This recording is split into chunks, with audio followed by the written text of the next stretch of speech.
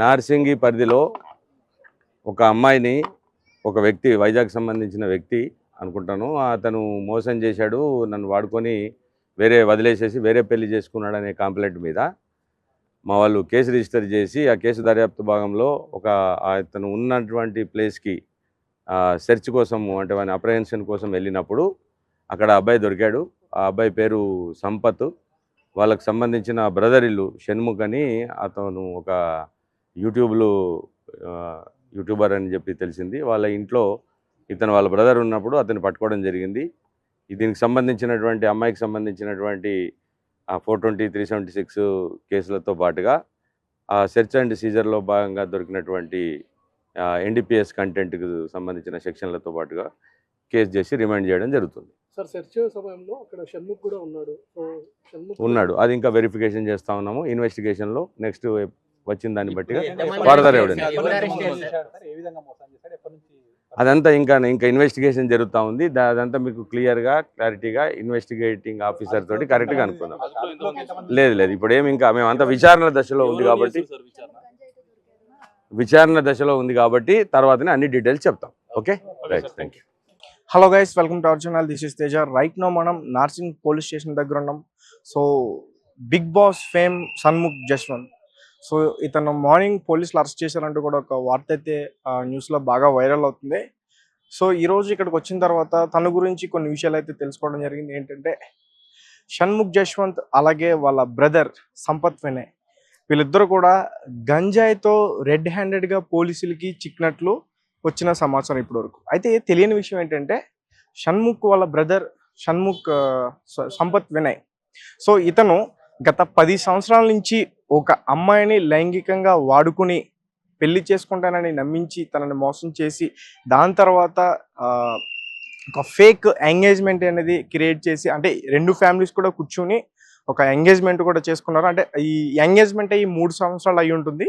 So దాని తర్వాత పెళ్లి చేసుకుంటానని చెప్పాడు. దాని తర్వాత అమ్మాయి వాళ్ళ మదర్ ఎవరైతే ఉన్నారో ఆమెకి ఆరోగ్య పరిస్థితి బాగోలేక ఆమెకి క్యాన్సర్ రావడం వల్ల పెళ్లి అనేది పోస్ట్ పోన్ అయింది. దాని తర్వాత మళ్ళీ పెళ్లి డేట్లు ఫిక్స్ చేసుకోవడం, క్యాన్సిల్ చేయడం ఇవన్నీ కూడా జరుగుతున్నాయి. అండ్ రీసెంట్గా సంపత్ వినయ్ ఇంకొక 6 రోజుల్లో పెళ్లి ఉందనగా వేరే అమ్మాయిని పెళ్లి చేసుకున్నాడు. ఈ విషయం కాస్త ఎవరైతే ఎంగేజ్మెంట్ చేసుకుందో ఫస్ట్ మోనికా అనే వ్యక్తితే ఆ అమ్మాయికి ఈ విషయం తెలిసిపోయింది.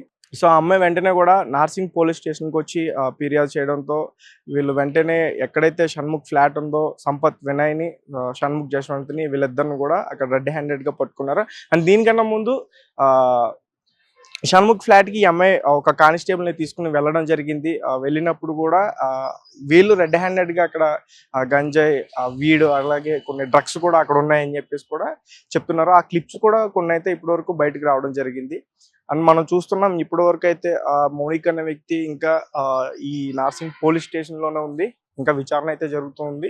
సో మరి విచారణ తర్వాత ఎలాంటి విషయాలు బయటకు వస్తాయనేది కూడా వేచి చూడాలి. అండ్ మరి ఇందులో షణ్ముఖ్ నిందితుడా లేదంటే సంపత్ వినయ్ నిందితుడా? సో ఇంకా ఇలాంటి విషయాలన్నీ కూడా తెలియాల్సి ఉంది. అండ్ గతంలో కూడా మనం ఇంకొక యూట్యూబర్ గురించి కూడా మాట్లాడుకున్నాం. సాయి చంద్ అని చెప్పేసి కూడా ఒక యూట్యూబర్ ఇలానే అరెస్ట్ అయ్యాడు. ఒక అమ్మాయిని మోసం చేసి పెళ్లి చేసుకుంటానని నమ్మించి తను కూడా ఇట్లానే మోసం చేశాడు. సో తనను కూడా అరెస్ట్ చేయడం కూడా చూసాం. అండ్ రీసెంట్గా కొత్తగా వెలుగులోకి వచ్చిన మరొక యూట్యూబర్ షణ్ముఖ్ జశ్వంత్. కాకపోతే ఇందులో ఏంటంటే షణ్ముఖ్ జశ్వంత్ వాళ్ళ బ్రదర్. సో యూట్యూబర్లకి ఎంత పైసలు వస్తున్నాయా, అంటే ఒక డ్రగ్స్ కానీ గంజాయి కానీ వాడడానికి అన్ని డబ్బులు వస్తున్నాయా అంటే తను చూసుకుంటే షణ్ముఖ్ జశ్వంత్ బిగ్ బాస్లో బాగా ఫేమ్ అయ్యాడు. గతంలో తను తీసిన సాఫ్ట్వేర్ డెవలపర్స్ అనే ఒక వెబ్ సిరీస్ కూడా బాగా ఫేమస్ అయింది.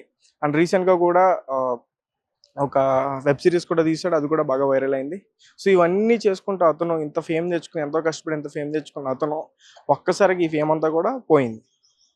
సో మరి ఇప్పుడు షణ్ముఖ్ జశ్వంత్ ఇందులో నిందితుడా లేకపోతే సంపత్ వినయ్ నిందితుడా? ఈ అమ్మాయి ఎవరి మీద కేసు పెట్టింది? సో అంటే పెళ్లి చేసుకుంటారని నమ్మించి మోసం చేశాడని ఈ అమ్మాయి కేసు పెట్టిందా, లేకపోతే ఇద్దరి మీద కూడా వాడుకుని వదిలేశారని కేసు పెట్టిందా? అండ్ అలాగే గతంలో ఈ అమ్మాయి వైజాగ్లో ఉన్నప్పుడు నీకు షార్ట్ ఫిల్మ్లో అవకాశం ఇస్తానని చెప్పేసి షణ్ముఖ్ జశ్వంత్ ఈ అమ్మాయిని వాళ్ళ అన్నకి పరిచయం చేసినట్టు కూడా ఇప్పటి వరకు జరిగిన విచారణలో పోలీసులు చెప్పారు.